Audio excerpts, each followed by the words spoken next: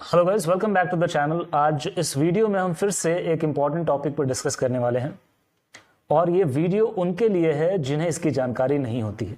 अगर आपको जब पता है तो बहुत अच्छी बात है, लेकिन मैं उनकी बात कर रहा हूं जो यहाँ कंफ्यूज रहते हैं। तो इस वीडियो में हम दरअसल 3 ऐसे वर्ब्स की बात करने वाले हैं जहां आप कंफ्यूज हो जाते हैं कि ये वर्ब हैं या नहीं है।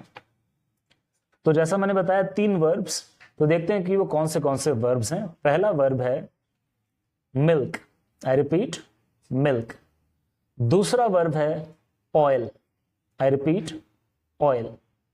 तीसरा वर्ब है फिंगर, आई रिपीट फिंगर। अब यहां कहां कहां कंफ्यूजन हो जाती है वो मैं आपको क्लियर करूंगा, एंड तक देखना, बहुत इंपॉर्टेंट वीडियो होने वाला है।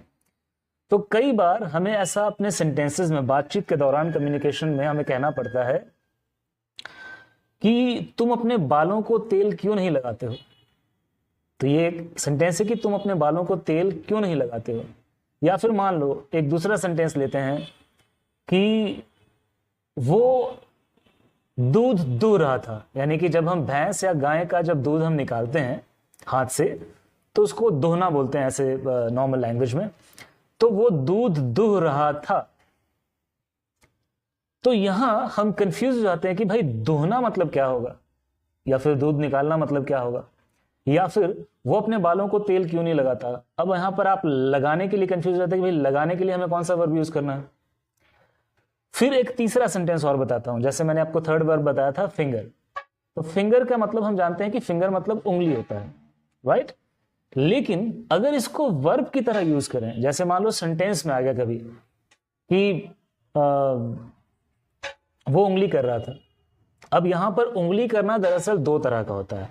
एक हो गया जो एक नेगेटिव सेंस में हम बोलते हैं कि भाई उंगली करना यानी किसी को परेशान करना, है ना। तो उसके लिए तो हमें पता है कि हमारे पास वर्ब होगा बॉदर, बॉदर मतलब होता है परेशान करना, या फिर इरिटेट यूज कर सकते हैं, या फिर क्रीप्स यूज कर सकते हैं। तो बहुत सारे वर्ब्स होते हैं, लेकिन ये जनरली मतलब सही में ये उंगली करना ही हुआ। जैसे कई बार मान लो अपने कान में उंगली करते हैं, राइट। नाक में बहुत लोग उंगली करते हैं बूगर्स को बाहर करने के लिए। अब मान लो कि कोई मतलब किसी चीज को हम अगर मान लो उंगली से कुछ टाइट वाइट कर रहे हैं, ऐसा करके, तो वहां पर उंगली करते हैं ना, तो उंगली डालते हैं या नहीं करते हैं। तो अब यहां उंगली का मतलब फिंगर। लेकिन अब इन तीनों चीजों को सेंटेंसेस में कैसे लाएं, ये सवाल है, और ये वीडियो उन्हीं के लिए है जिनको यहां कंफ्यूजन है। तो अब मैं बता दूं आपको कि वो दूध दूह रहा है।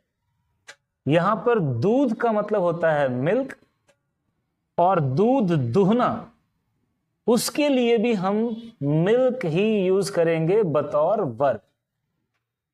तो अब यहां पर हमने सेंटेंस देखा कि वो दूध दूह रहा है, यानी कि ये प्रेजेंट कंटिन्यूअस है। तो यहां हमें V4 लाना है हेल्पिंग वर्ब के साथ में, यानी कि ING के साथ।